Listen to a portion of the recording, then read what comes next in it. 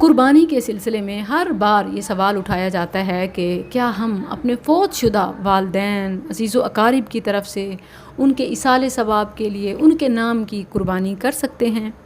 یاد رہے کہ یہ ایک نیکی ہے، عظیم نیکی ہے، عبادت ہے۔ ان صلاتی و نسکی، نماز کے ساتھ اس کا ذکر آیا ہے، وصلی لربک وانحر۔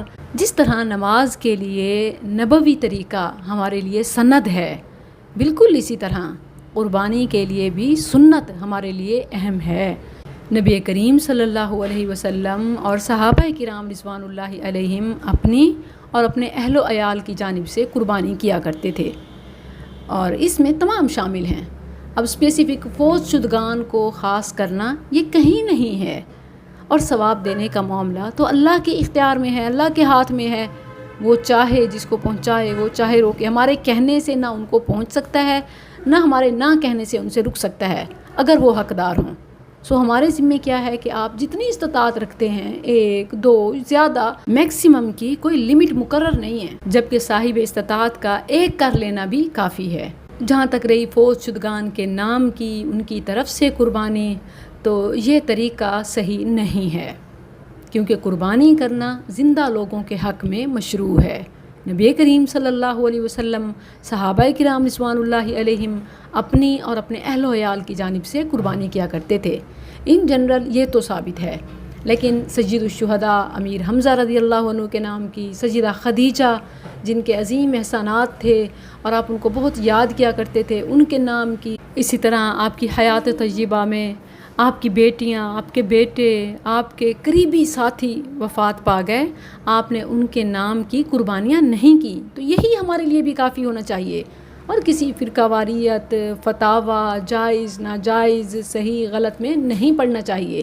کیا ہمارے لیے رسول اللہ صلی اللہ علیہ وسلم کا عمل کافی نہیں؟ صحابہ نیکیوں میں حریص، پکے مومن، کسی بھی صحابی سے یہ نہیں ملتا کہ انہوں نے اپنے کسی فوت شدہ کی جانب سے قربانی کی ہو، لہٰذا فوت شدگان کے نام کی علیحدہ سے قربانی جائز نہیں، الا یہ کہ کسی نے وصیت کی ہو تو ان کی وصیت پر عمل کرتے ہوئے قربانی کرے، اور یہ واجب ہے، لیکن اگر استطاعت نہیں تو پھر نہیں۔ اسی طرح بعض لوگ نبی کریم صلی اللہ علیہ وسلم کے نام کی یا آل بیت، اہل البیت، سیدنا علی، حسن و حسین رضوان اللہ علیہم، یا کسی ولی نیکوکار ہستی کے نام کی قربانی کرتے ہیں، بھی جائز نہیں۔ رسول اللہ صلی اللہ علیہ وسلم نے کیا اپنے سے پہلے اولو العزم رسولوں، سیدنا ابراہیم یا سیدنا آدم یا کسی نبی کے نام کی کبھی ایک بار بھی قربانی کی ہو؟ ان سے بڑھ کے ولی اور کون ہو سکتا ہے؟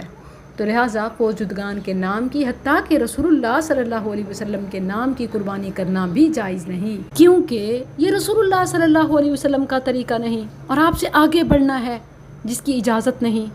اور یہ جو علی رضی اللہ عنہ کے حوالے سے بیان کیا جاتا ہے کہ وہ 2 مینڈھے قربانی کیا کرتے تھے اور کہا کرتے تھے کہ نبی کریم صلی اللہ علیہ وسلم نے انہیں اپنی طرف سے قربانی کرنے کا حکم دیا تھا یا وصیت کی تھی، تو یہ حدیث ثابت نہیں ہے، لہٰذا شرعی دلیل کے بغیر کوئی نیا کام نہیں کیا جا سکتا۔